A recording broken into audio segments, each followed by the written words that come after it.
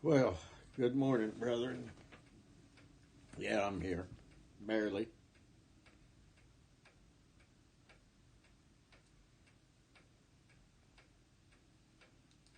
But I am here. I'm thankful to be here. I hope you are too. Yeah. Cold here. Yes, brethren, it's chilly. Cold. Nasty. Not only that, the wind's whipping. When I was outside a minute ago, it was snowing.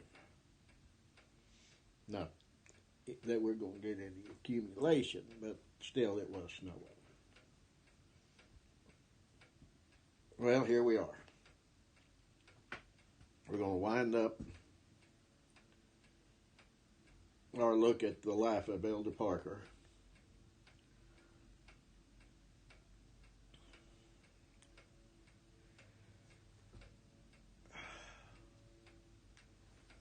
Excuse me.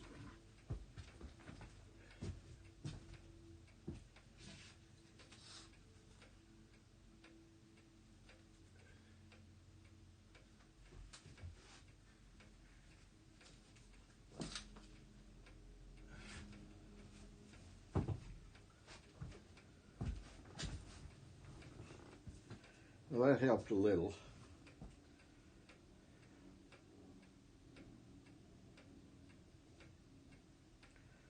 So we're looking at the death of Elder Daniel Parker. Let's see. Gotta get my specs.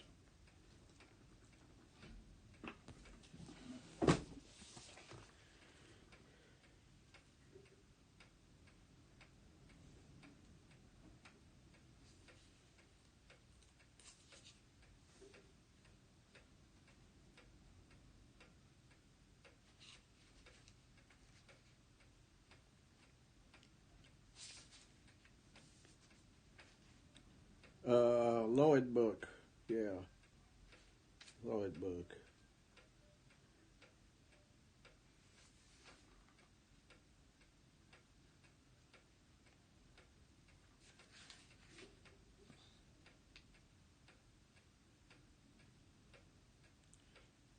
$658. Number 658 in the Lloyd book. Oh, stay thy tears, for they are blessed whose days are past, whose toil is done. Here midnight care disturbs our rest. Here sorrow dims the noonday sun. How blessed are they whose transient years pass, like an evening meteor's flight, nor dark with guilt, nor dim with tears, whose course is short, unclouded bright. Oh, cheerless were our lengthened way, but heaven's own light dispels the gloom, streams downward from eternal day, and cast a glory round the tomb. Oh, stay thy tears, the blessed above have hailed a spirit's heavenly birth, and sung a song of joy and love, then why should anguish reign on earth? Morning. That's hymn 658 in the Lloyd book. Oh, stay thy tears, for they are blessed, whose days are past. Oh, that's the wrong meter, isn't it?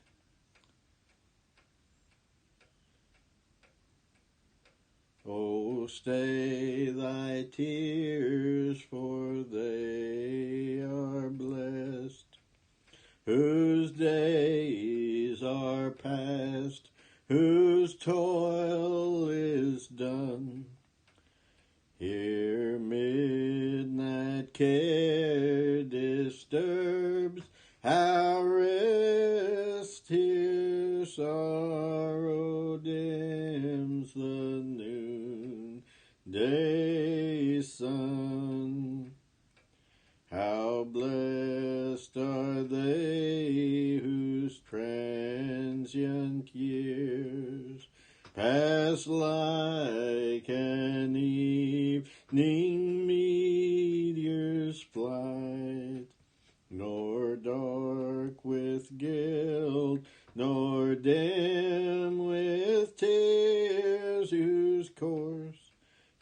is short, unclouded, bright. O cheerless were our lengthened way, but heaven's own light dispel the gloom. Streams downward from eternal day and casts a glory round the tomb. Oh, stay thy tears, the blessed above have hailed a Spirit's heavenly birth, and sung a song of joy and love. Then why should anguish reign on earth?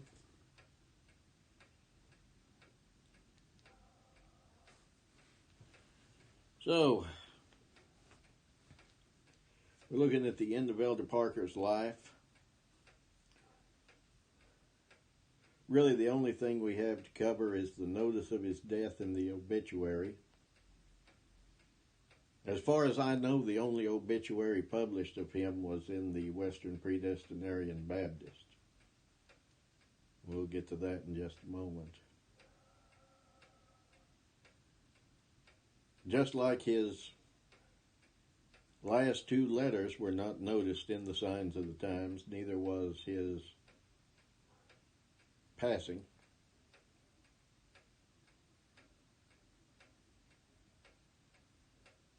I'm not sure about the Doctrinal Advocate and Monitor and Primitive Baptist. I have looked at the Primitive some, and it doesn't seem to have anything regarding Elder Parker in it.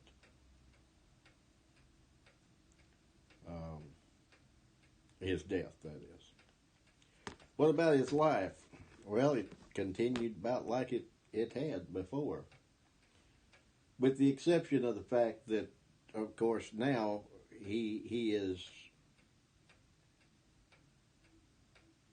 effectively disbarred from holding office, being in the legislature, because of the fact he's a minister of the gospel, and the Texas Constitution prohibited ministers of the gospel from serving clergy.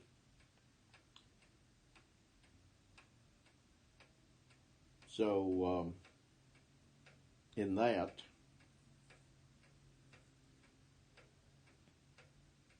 he's not running for office anymore. However, he does maintain a correspondence with Sam Houston. If you have Wimberly's dissertation or his book, he'll talk some about that. It seems that they were friends, and Parker gave his advice and was asked for his advice by Houston, probably because he knew that Elder Parker had been in the legislature in Illinois, had some knowledge of government. And even though this man said of himself that he had not knowledge of one rule in arithmetic, nor had examined the English grammar even 5 minutes, his advice was sought by those who were in stations of authority, in power in government, however you want to say it. So there.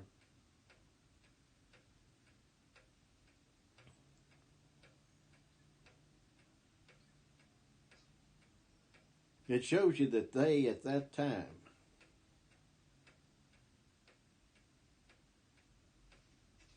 you didn't need to have a degree. You didn't need to be a a societal elite in order to have the respect of those true patriots in government. Had to know what you're talking about and have a level head. And I think they saw that in Parker. Now, Parker's also preaching a lot, farming, of course. He's going to be involved in the Constitution, directly involved in the Constitution of several churches and I believe 2 associations. I know the Primitive. It seems like there was another one he was involved in.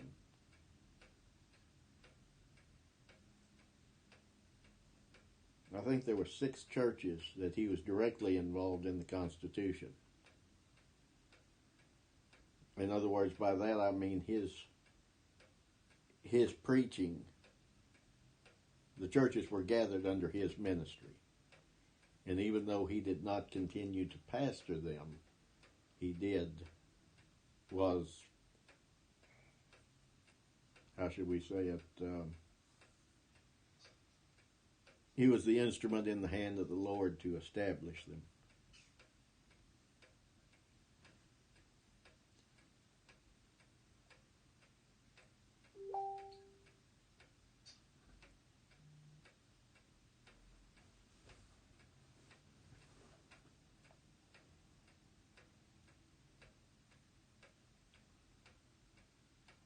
So, we go to the Western Predestinarian Baptist.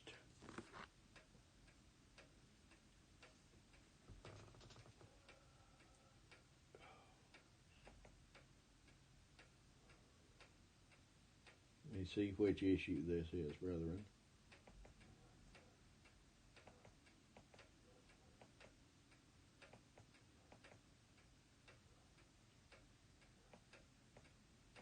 February 15th, 1845.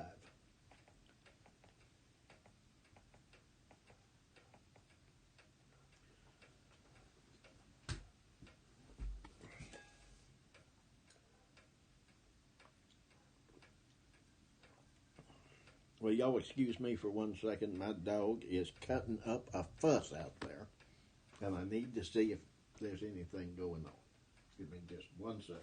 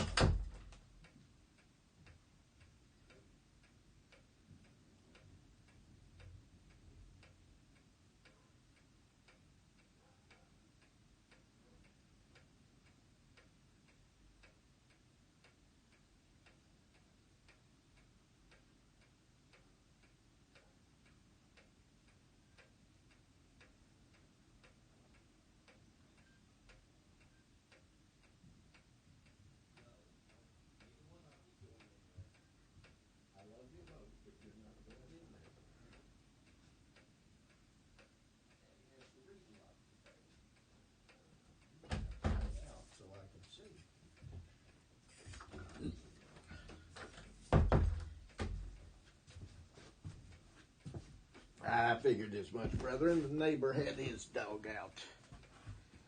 So, here we go.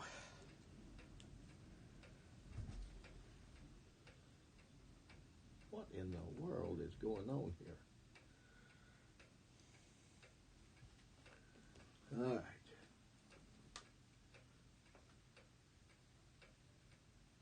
Can y'all still see me? Yes.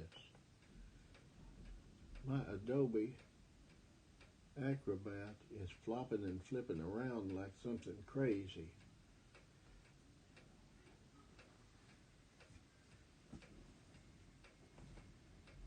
All right. We're going to have to restart this. I apologize, brethren.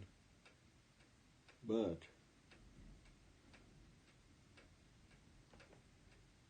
it's as crazy as can be.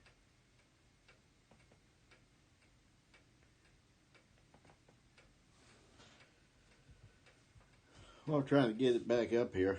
I'll say this, that the Western Predestinarian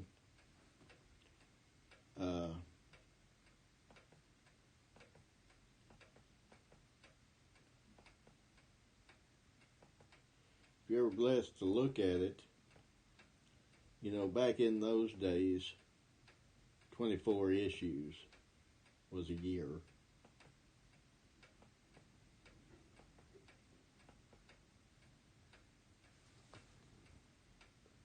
They started in 1842, I'm sorry.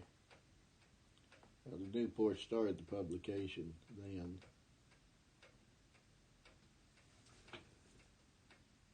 And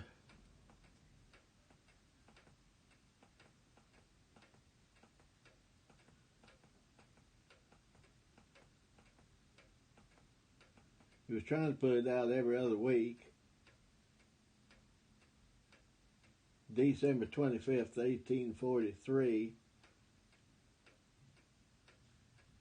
is number 19. What we find, if you look into it, is he didn't have money to print it every 2 weeks like he wanted to, like he said he was going to. Sometimes it took more than that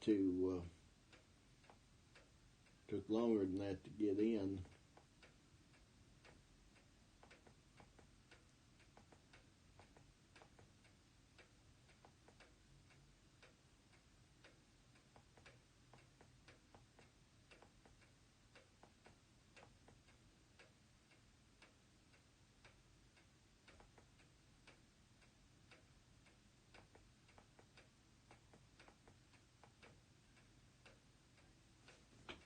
It's February 1844.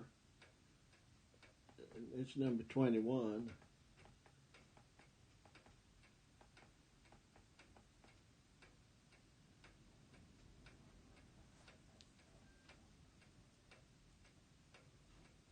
Oh, yeah. There is a circular letter that he signed here. Parker, that is. If this doesn't take long, we might go through that.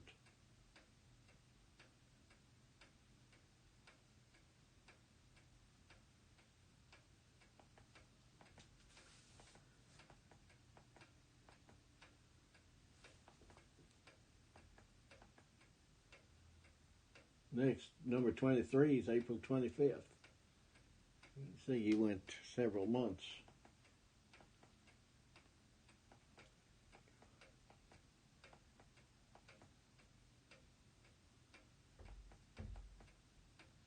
A lot of good material in here. A lot of good material.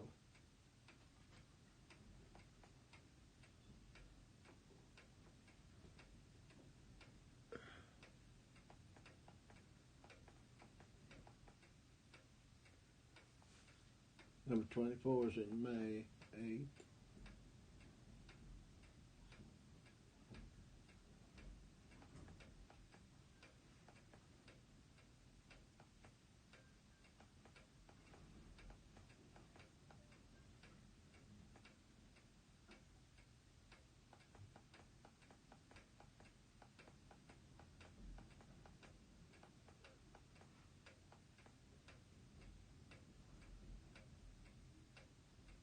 Volume 2, number 1 is not till August 15th, 1844.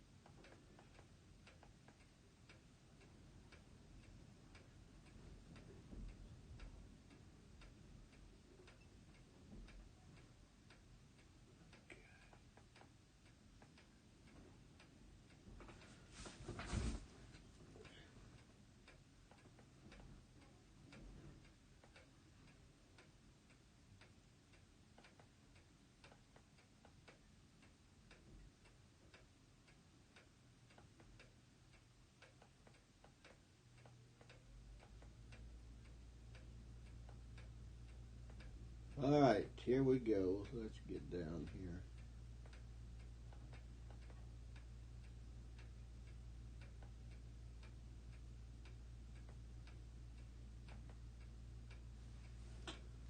All right, February 15th. There we are.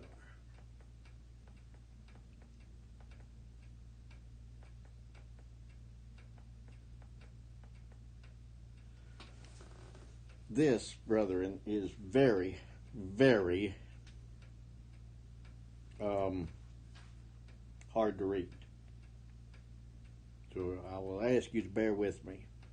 At least it's not jumping like it was.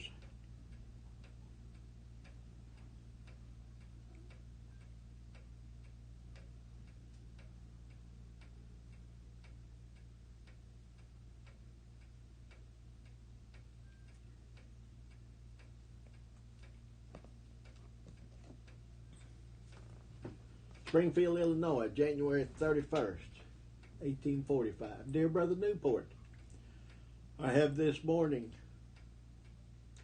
opened a letter from Brother Isaac Parker, which give me the melancholy information of the death of my beloved brother Daniel. He writes as follows. Forgive me, brethren.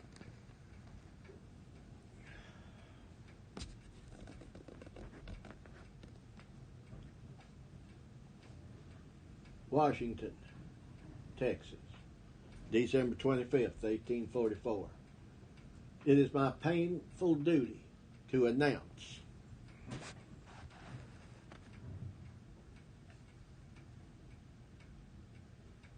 to you the death of our well-beloved brother Daniel. He is no more. He died since I left home for Congress. I have received a letter from my son which brought me the melancholy news that his Uncle Daniel died last Tuesday, 2 weeks ago. It is useless for me to undertake to describe my feelings at this unpleasant news. He was taken with a bowel complaint about the 1st of September and lingered until his death in October. However, I was with him at our association. He was only able to ride to the meeting house and conduct the association. He was appointed moderator, but could not stand up to attend to business. After the association was over, I rode with him home 12 miles, which was the last I saw of him. But he is gone.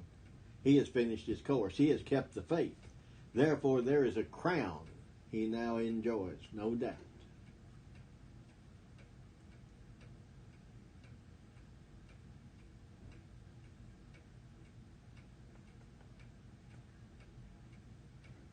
This is all the account he gives me of his death. My brother is gone. I shall see him no more in time. O delusive hope, long have I rested and reposed under the shadow of thy balmy wings and feasted on the alluring and deceptive charm of once more seeing my brother before we took our flight from this world to meet in the world of spirits.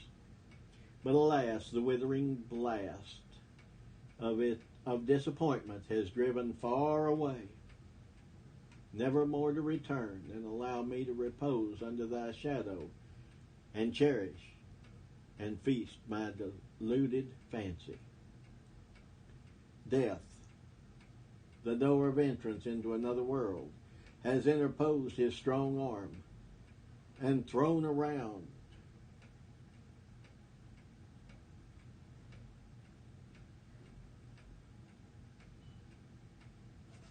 any fond desire, the dark mantle of disappointment never more to be withdrawn.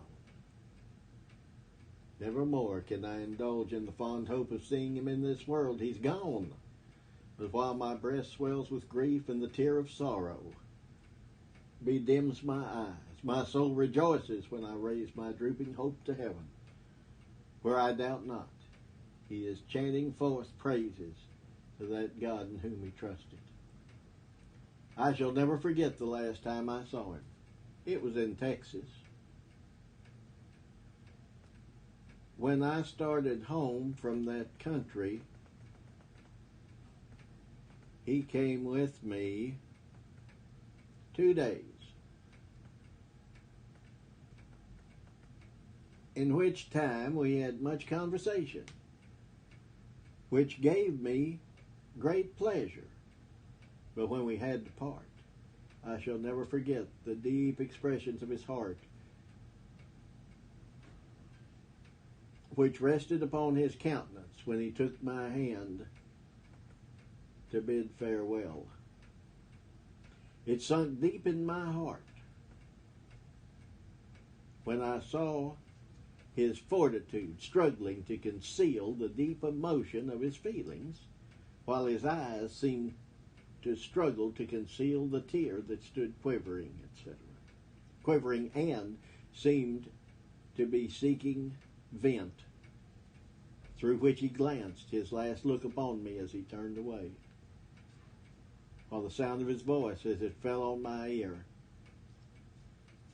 "Long farewell, my brother. If we meet no more in this world, may we meet in heaven, where parting will be no more." But his travels are now o'er. No more the tongue of persecution will harass and disturb his quiet rest. He sleeps in peace. In vain the dark-breasted cloud may wave its towering head, and the deep-toned thunder sound the approach of the tornado, which carries with it terror and ruin, and spreads destruction and misery through the land. They pass unheard and unnoticed by him. The sun of life is set with him, and though wide indeed has been the circle in which he has moved, a small spot now marks the place where he sleeps, to which many of his friends will point with deep regret, while they reflect that a vacuum has occurred which time will ne'er replace. Soon, very soon, I know I must follow him and take my leave of this world. True, my affections are bound around my family and friends by the strongest cords of natural affection. Yet I know that death will soon dissolve them. To that momentous time, may my mind be constantly directed, that I may be prepared to join my brother, where the strong hand of death shall never more sever these silken cords of love, and where parting will be no more. Respectfully yours, N. Parker.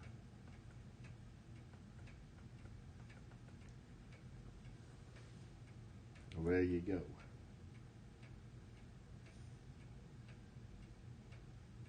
That's sad. Then there's an obituary.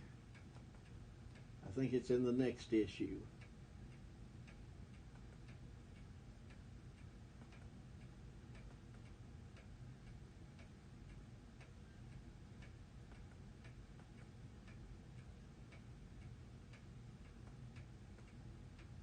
Thought there was a note here from Elder Newport about that.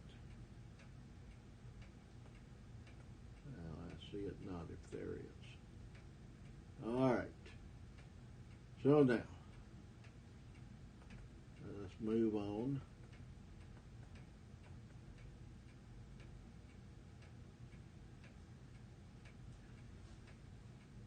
I find another thing interesting about the Western Predestinarian Baptist. He was in contact with the Gospel Standard folks in England, because he prints Gadsby and other things from the English Baptist in there.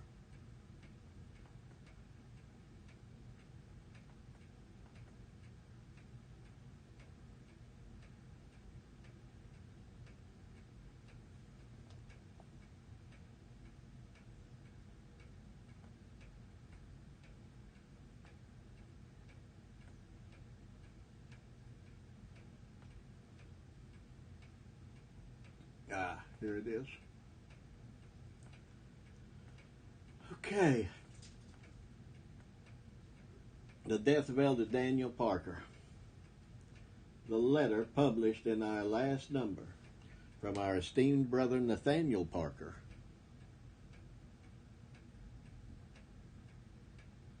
Harper. What do you mean Harper? Parker. P-A-R-K-R is his brother. N. Parker. And it's Nathaniel.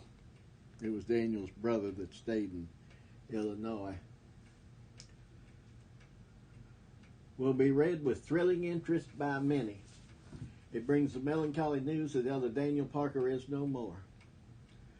Brother Parker had written to us a few days before our arrival in Springfield. Of course, his letter came to hand and was published during our absence. Many other sound Baptists as well as Brother Parker will feel sadly and mournfully disappointed. It had been fondly hoped that Elder Parker would revisit this country in the course of the ensuing summer. Such had been the intelligence received, and hundreds were anxiously waiting for the time to come. But he has rested from his labors. Whatever may be the different opinions entertained among sound Baptists in reference to some of his particular views in theology, we think that all who had the pleasure of a personal acquaintance with him will agree that he was one of the brightest ornaments of the Christian profession, as well as one of the ablest defenders of the doctrine of sovereign grace. We perhaps were as well acquainted with Elder Parker's ministerial course and character as any other person. We lived a neighbor to him many years. We traveled and preached together much, and our communion and intercourse was frank, free, and open. Notwithstanding, he possessed and often manifested a stern and uncompromising disposition toward the open contemners of the truth of the gospel, and would rebuke them sharply. Yet, towards the relenting opponent and the uninformed errorist, he possessed, and on all occasions manifested, the utmost docility of temper. Now that's interesting. I'm going to pause here.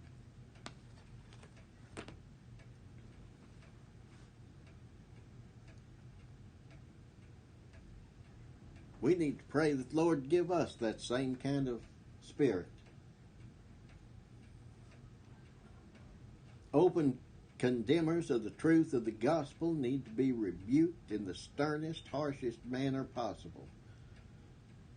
And if someone is ignorantly in error, if someone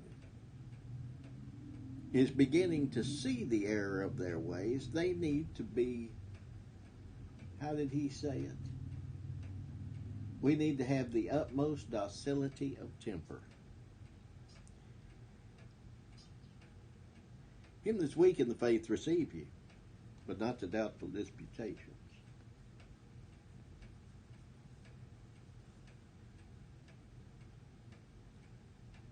Now, Kenneth Copeland, unless you show some repentance, just go ahead and smack him and some others. You know, Kenneth's done declared he's going to live to be 120. That he has a personal covenant with God.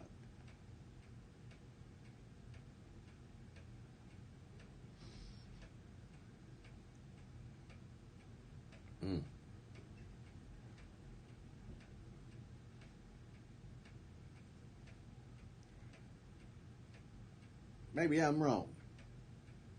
Maybe I shouldn't even say this, but I don't want a personal covenant with God. I want to be embraced in that everlasting covenant, that covenant with Jesus Christ, and thereby with his people in him, the ones chosen in him. That's the covenant that I want to be a part of. If I make a covenant with God, I'm going to break it. I want that unbroken covenant.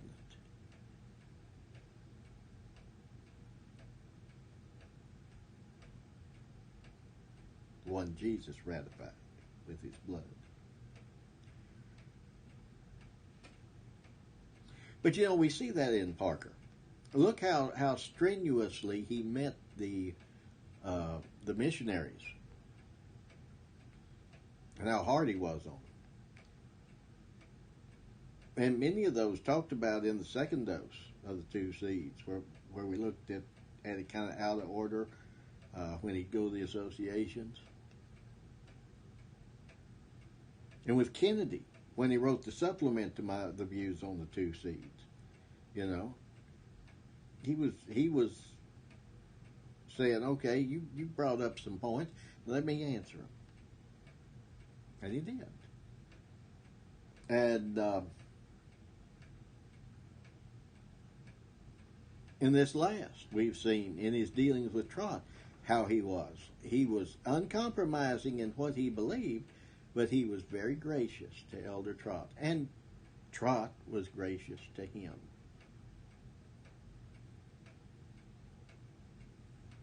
They did not have a harsh controversy, even though they differed greatly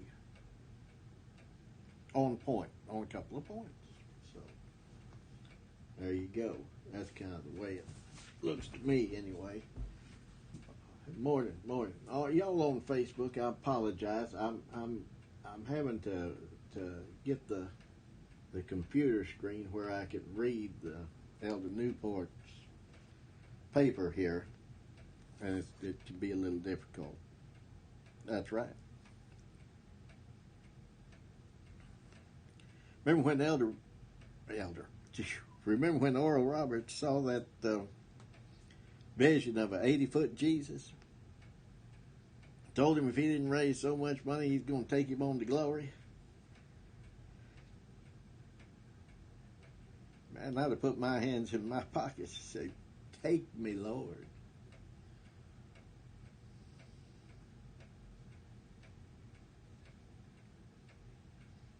Somebody said they were creating an organization called Lord, L-O-R-D, Let Oral Roberts Die. Don't give him a penny. Anyway, that's enough of that crap. Let's get back here to the good stuff.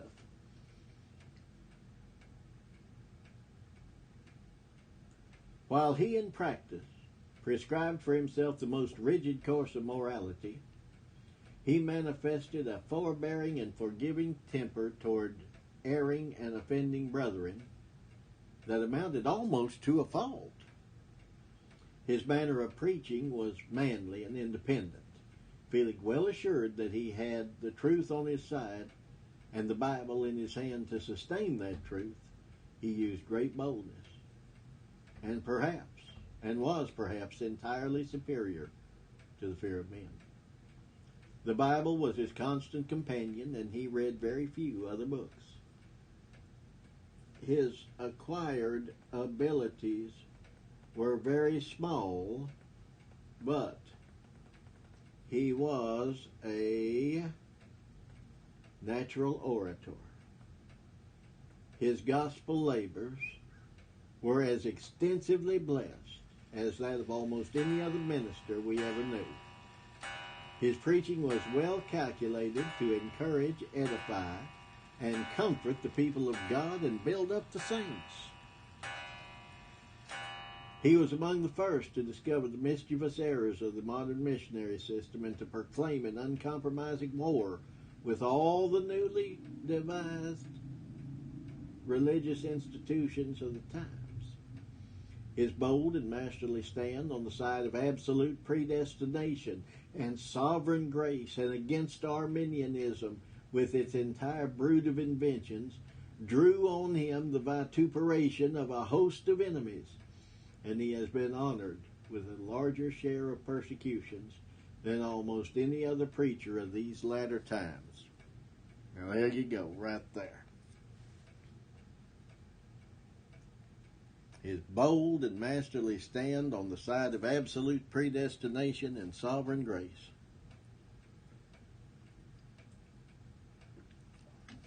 I told you in these books as we went through them, y'all could see it.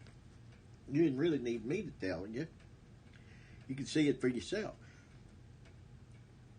He would contradict himself.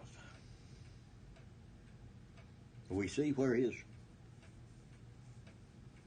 Loyalties lay. Absolute predestination. Unconditional election. Eternal union.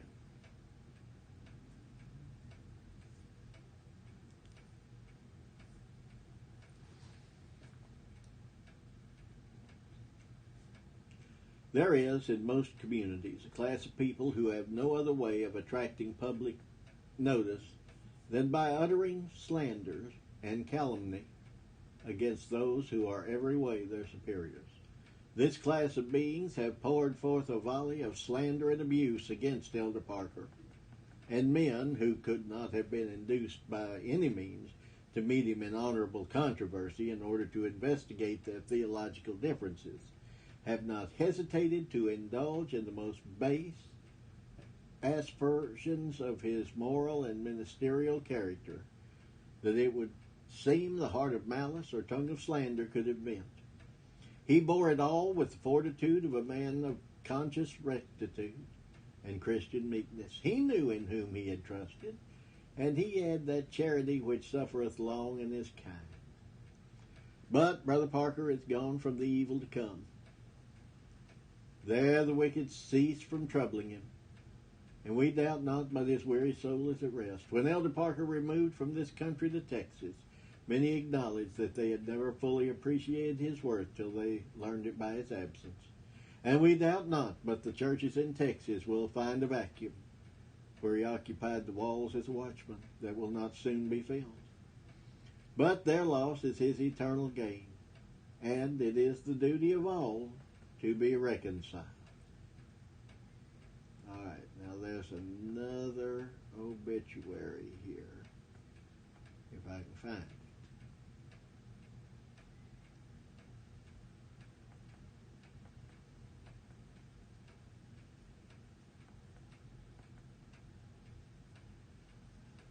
What's this? Oh, it's Kentucky.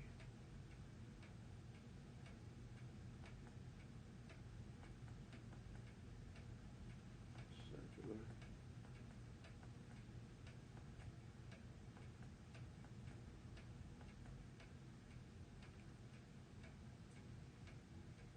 Oh, mercy. This is extremely.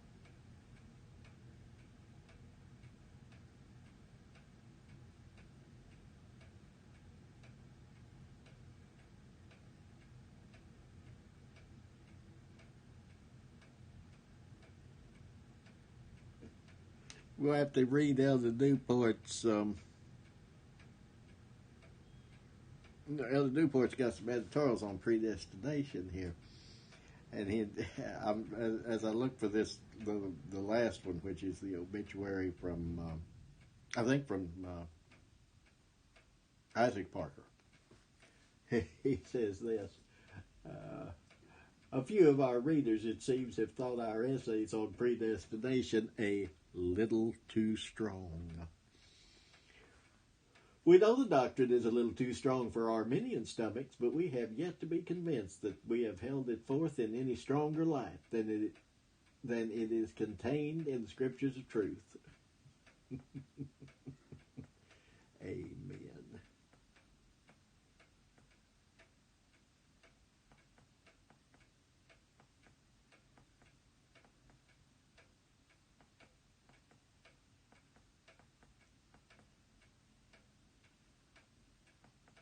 Oh, he's going to do Trott's articles on predestination too.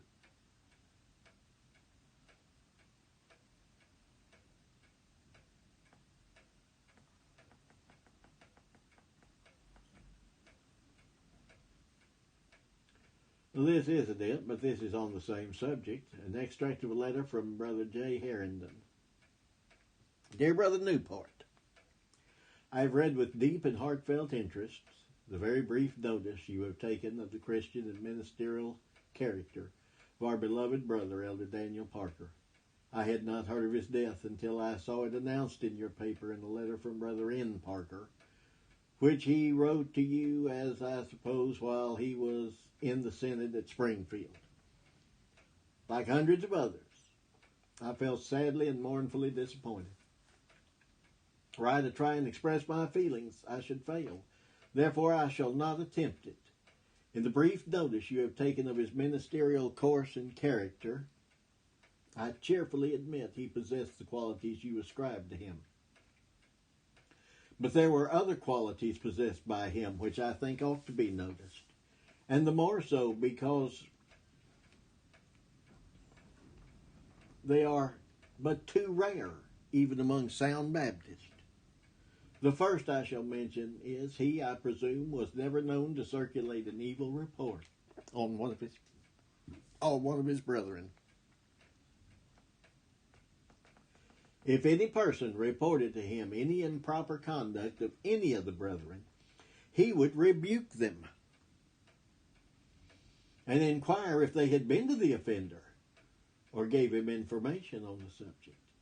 If they had not, he would instruct them in their duty and charge them to tell no one else but the offender himself. I have thought if all would pursue this course, it would in a great measure put a stop to tattling and tale-bearing, and prevent a great deal of hardness and mischief in the churches. Secondly, he at all times acted out his true character, and was just what he professed to be. If he viewed a person unworthy of his confidence or friendship, he avoided them, and had as little to do with them or say about them as possible. On the other hand, toward those he viewed worthy of his friendship, he was untiring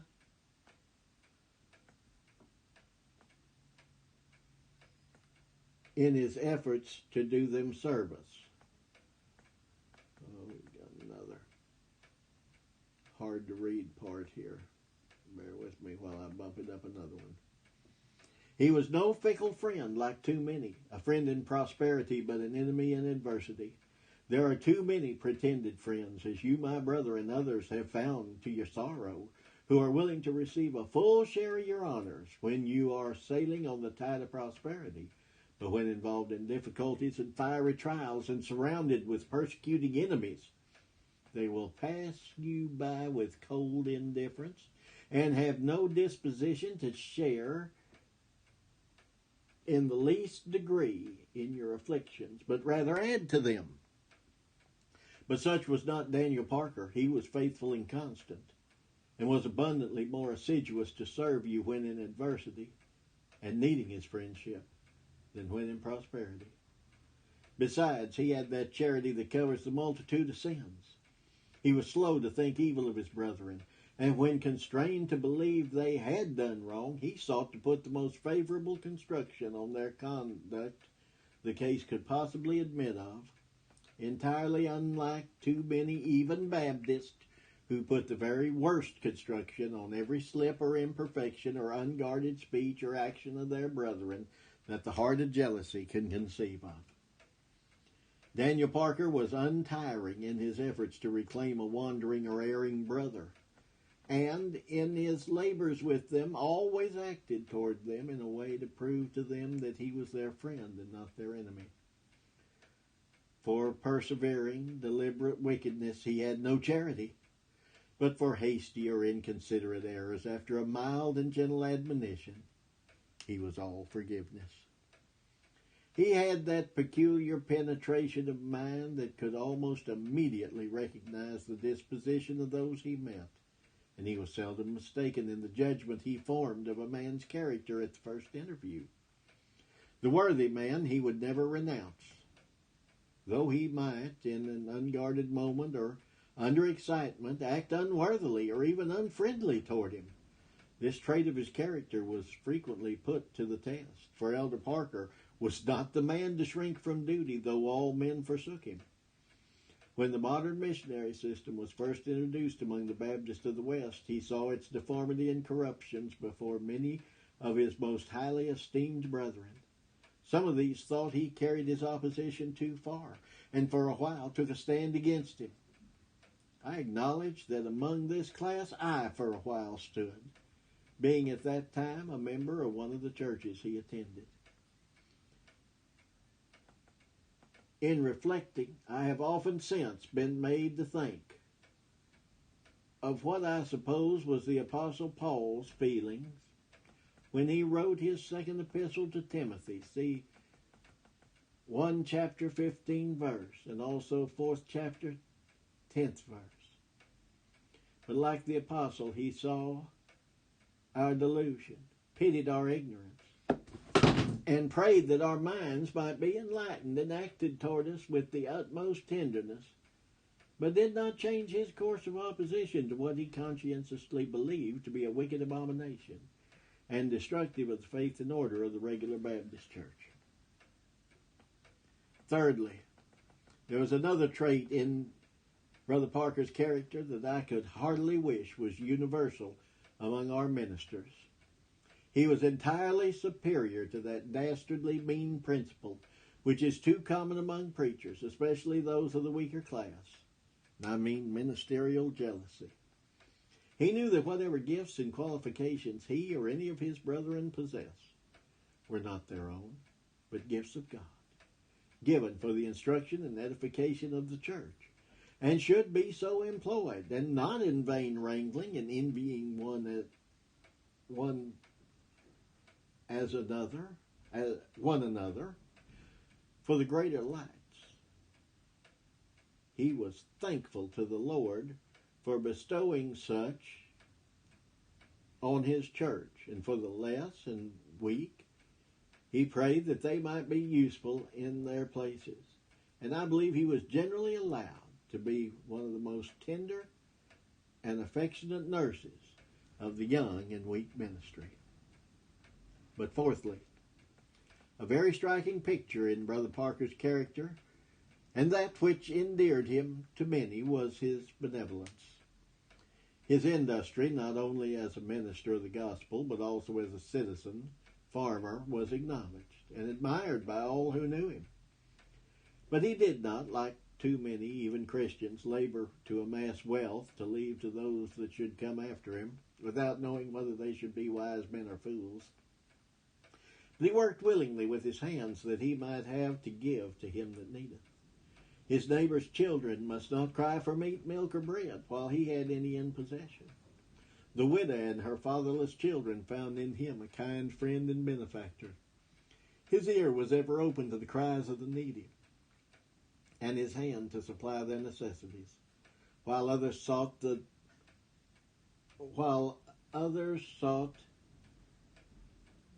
domicile of the wealthy and opulent. He sought the habitation of poverty and the abodes of misery, in order to administer a cordial comfort and encouragement, to give wholesome and salutary advice, and to mingle a sympathizing ear with all their afflictions. Now here we have a line cut off at the bottom of the page. And we'll say that Elder Parker was so conspicuous for these qualities that even the little children rejoiced at his approach, as at the coming of a parent. I have been long acquainted with Brother Parker, and know him to have possessed these qualities in an eminent degree, and notwithstanding his body now sleeps in the dust, I can but wish his virtues might live with his brethren. They are qualities too rare in these days of general declension, and should be held to view as worthy the imitation of all who profess the religion of Christ, and especially of those who preach the gospel. I shall conclude this part of my letter to you by inquiring if Brother Nathaniel Parker or some other of the friends who has the means in their possession cannot furnish a complete biography of Elder Daniel Parker.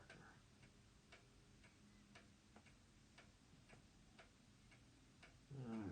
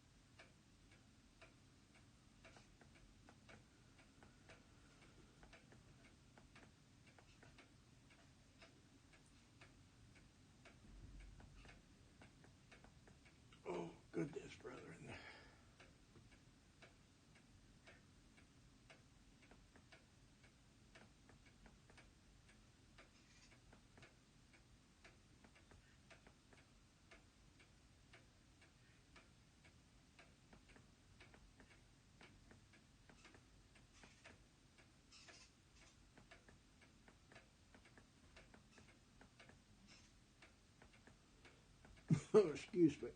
Goodness.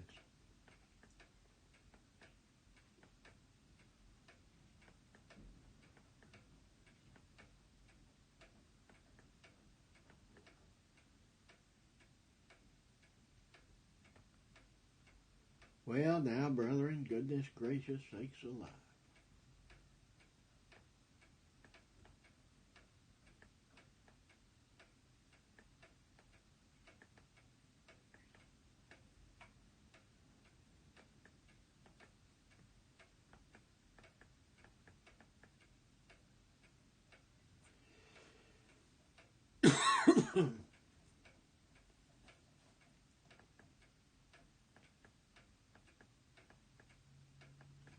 Well, now this is upsetting because I know I remember reading another one in here from Texas directly. But I see it not now, and yet it's got to be in here.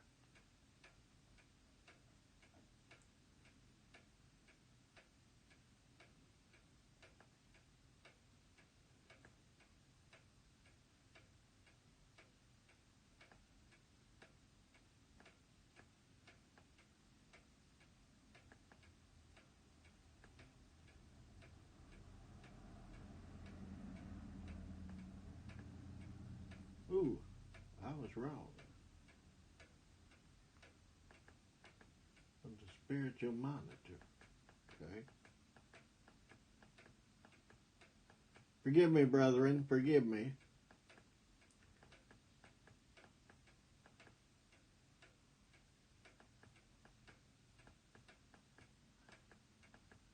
That I'm not finding what I believe is here.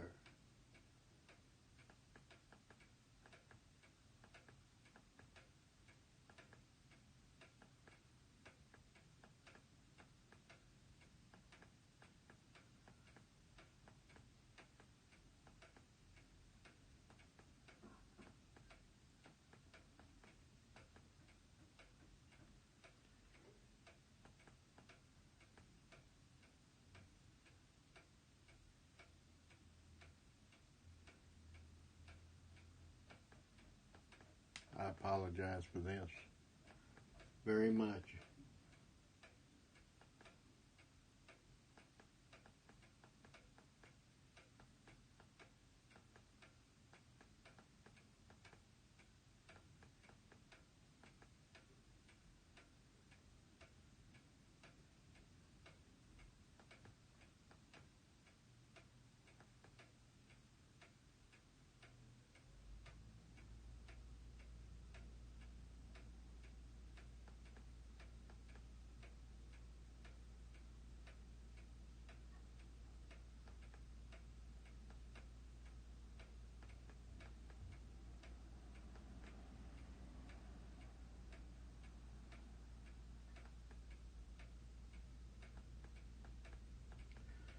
All right, I got to try one more time to do this.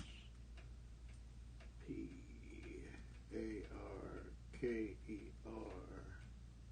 previous.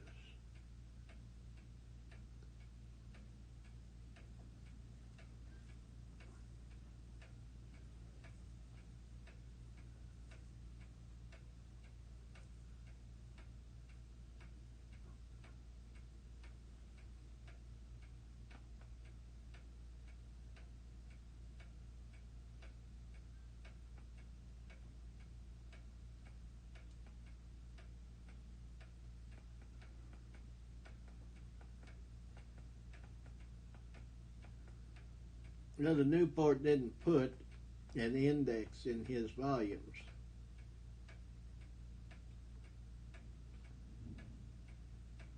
And it really tears me up to try and find things in it because of that.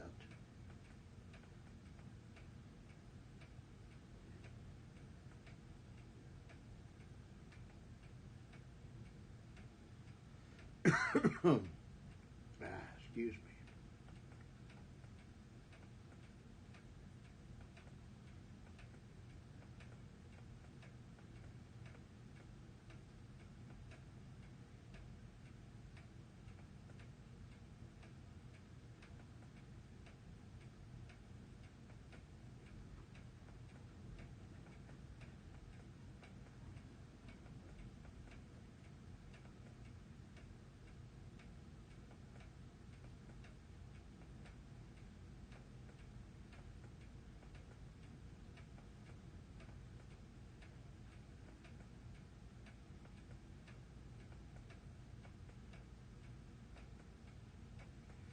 Well, goodness gracious, I'm just really upset with myself because I knew once I got to the first one, I could find the second one without any problem because it is dated.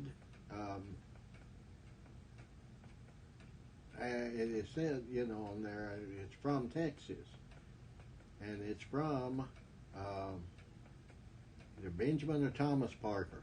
I even think I know that.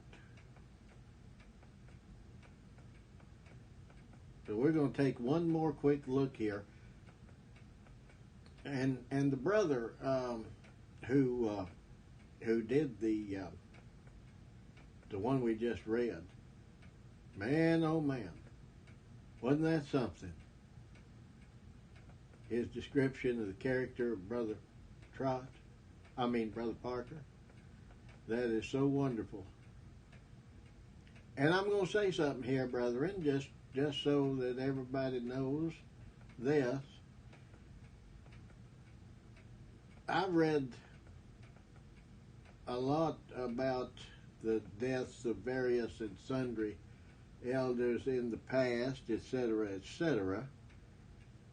And I have not read things like that about Trot, that were said about Elder Trot, or even Elder Beebe. No, I haven't. Wilson Thompson? No, I haven't.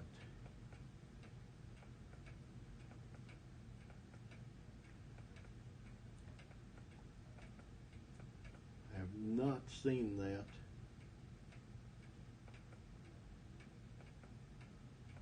Such an outpouring over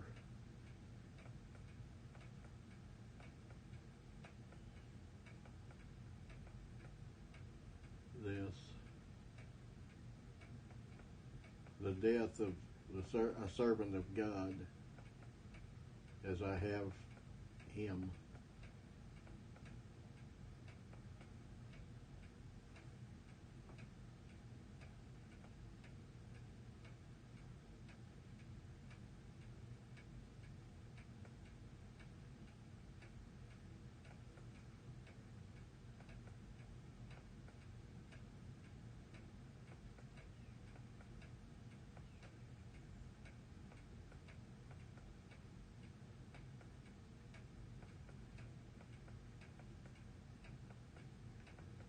All right.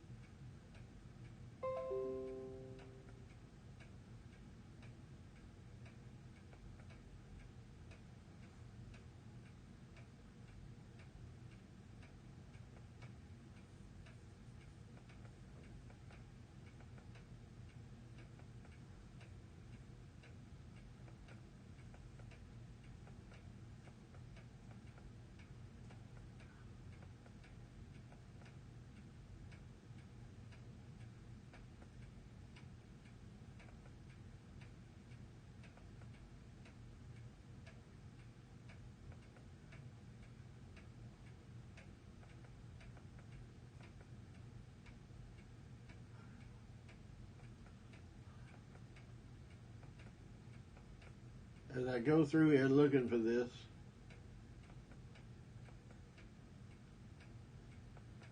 I find certainly a lot of things from Iowa. Yes, Iowa.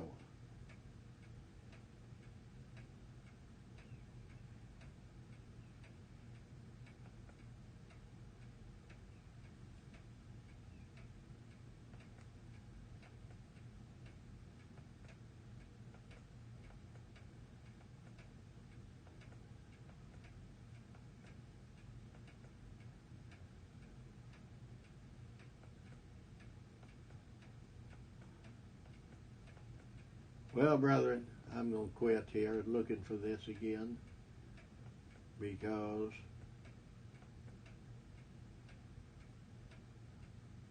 I think I'm mistaken.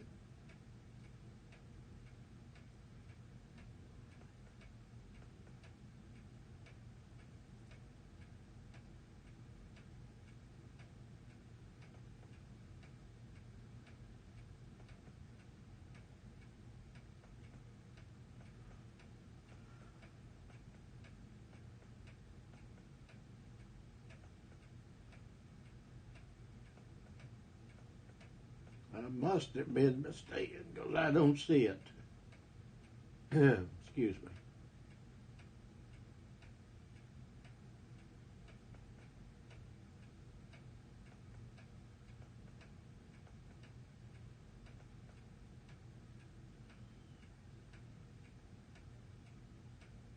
Yep.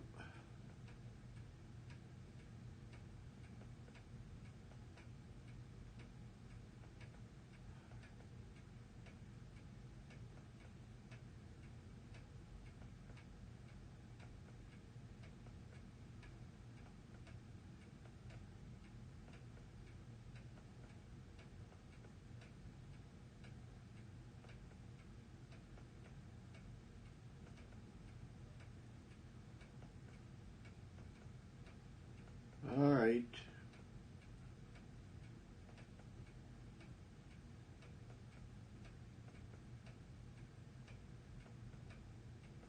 There's Nathaniel's letter.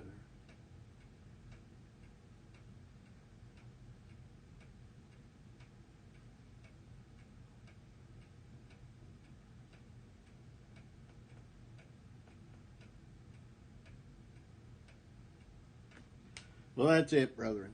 He died. I apologize for taking so much time on that. That's not what I like to do. So, now we see the death of Parker. He's gone home.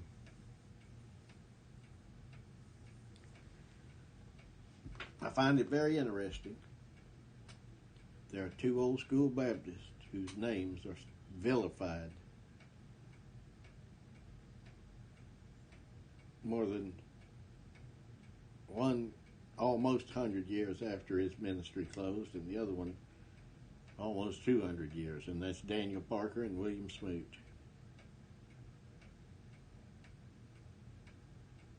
Yes, if you when I first went to Occoquan, Smoot's name was vilified by all sorts of people.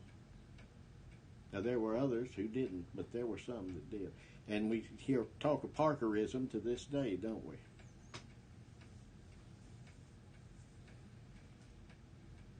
And those that holler about it the loudest have no more idea what it means than the man in the moon.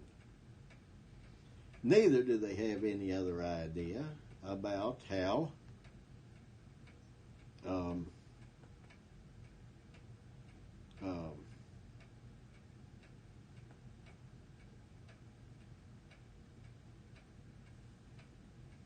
what Elder Parker actually believed. Bless their hearts.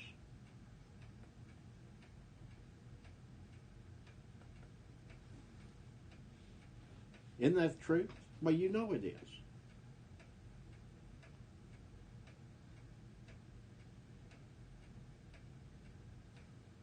You know it is.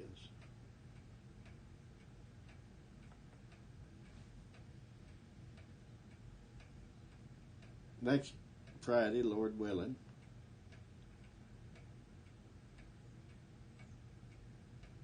we'll try to give an overview of Parker's doctrine. What he believed,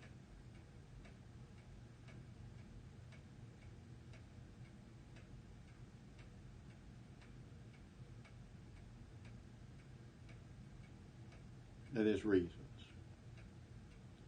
I'm going to end this today. Does anybody have any specific questions or comments?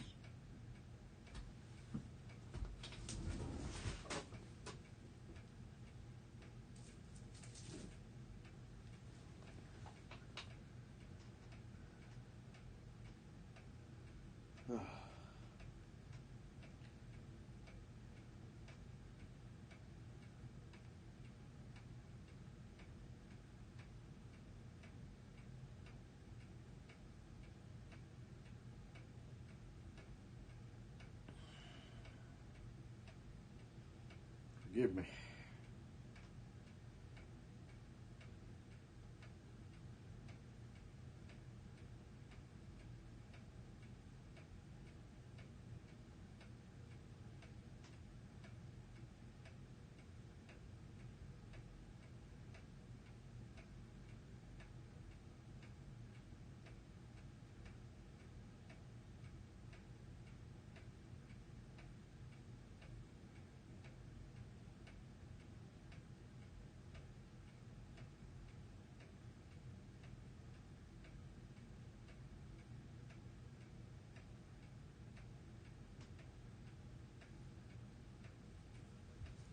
All right.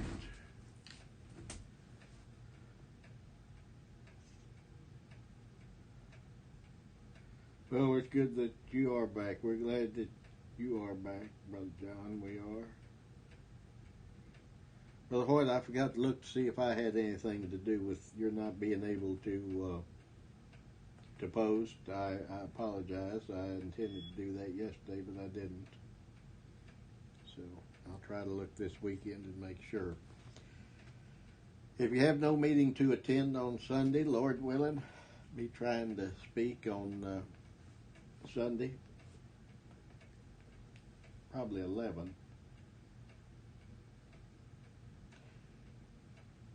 But that's a guess right now.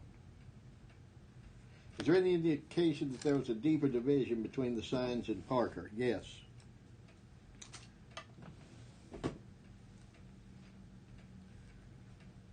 The fact that Beebe ignored Parker's communications. I think there was a deep division there. And I think it was mainly with Beebe. I think Trot was fine with him. The real brunt of the division came afterwards, after Parker's death. I still haven't found out when they started calling themselves Two Seed in the Spirit, and I think that's important, and I don't know why I think that's important, but I do think it's important. Remember also, Beebe wrote that pamphlet against Parker and Parker's views. I have found out, I told y'all that the Fish and River Association of Missouri declared against two-seedism, not based on Parker's writings, but against the writings of Thomas Paxton of Louisiana. Well, Brother Paxton answered Beebe.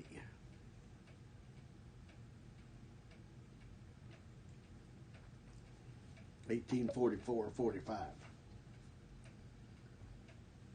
Brother Paxton answered Beebe's in a pamphlet of around 50 pages. Now, even though he lived in Louisiana, I believe it was published in Illinois, which makes it imperative to me to get to Paris, and I think Champaign. Is that where the second edition, volume 2, was printed, published, where Newport lived? Charleston, Illinois. Paris and Charleston. Makes it imperative to get to those areas to look for these things.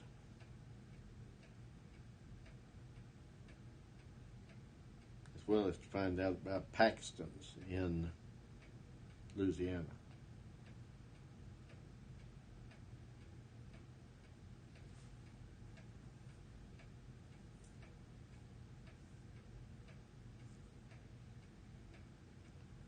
So yes, I do think there was a deeper division there. And I think that's why there's no obituary for Parker in the Signs. I think that's why that Beebe did not publish the articles that Parker had written him. According to something that Newport says in the Western Predestinarian, and hopefully I'll get it and find that little quote again. He said that Elder Parker had told him, this is before Elder Parker died now, that he had sent numerous communications to the Signs of the Times, and every one had been either mislaid or ignored. So Parker tried to keep up a correspondence with the Eastern Baptists through the Signs, but it doesn't seem like he did. Your birth area, Paris, Illinois.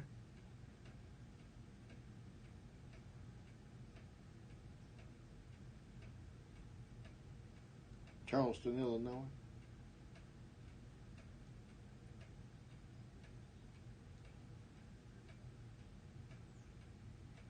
Yeah, it was. That's very sad. Not kin to any Craftons, are you? Up that way, Paris. Crafton, Crafton.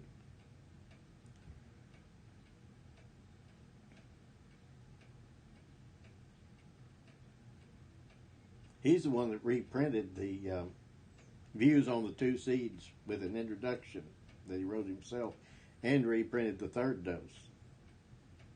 And he lived in Paris, Illinois as well, and was, I believe, a wealthy, kind of a wealthy guy. He was well off. He had enough money to print that stuff.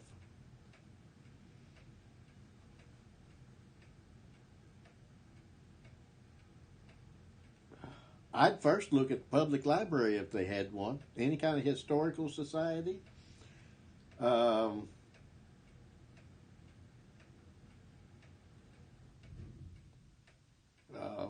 Any historical society, any kind of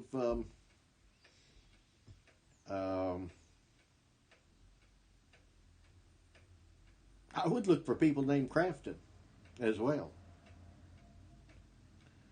James Crafton was the one that was a leader, I'll say. I don't know that he was a minister. I think he was, but I'm not sure.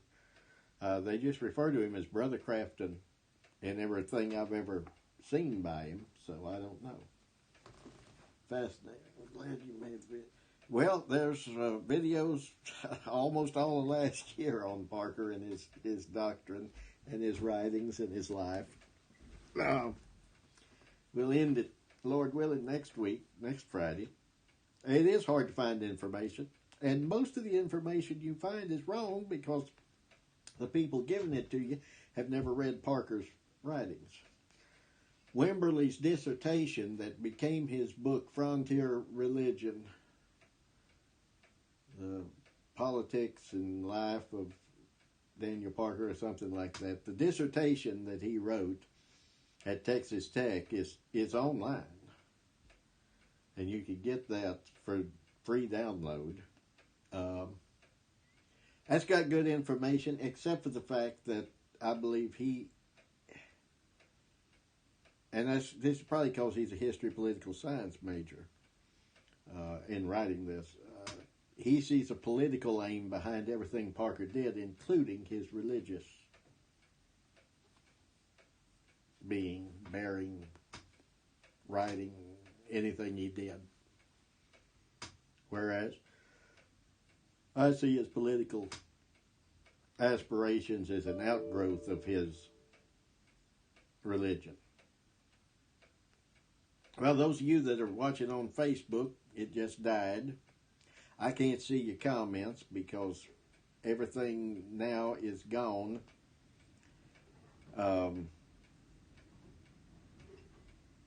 Because I run out of battery. So I'm out of here. I thank you for your attention. Let's bow in dismission. And if there's anything else, I will catch it. Lord, we thank thee for thy goodness, thy greatness, and thy glory. We pray that thou would give us a soft time to depart when it comes our time. That thou would keep us in peace. That thou would grant that we might have the character as manifested, displayed by Elder Parker. Because we know it had to come from thee. That's not the normal state of man. So grant that we might drink of the same spirit he drank, and that it might have the same effect on us as it had on him. Bless us now, and gather us together. Enable us to once more proclaim thy word to thy people. Oh Lord, strengthen us through Christ, we pray. In his name we ask. Amen. All right, brethren, I will see you, Lord willing, Sunday, and we'll go from there.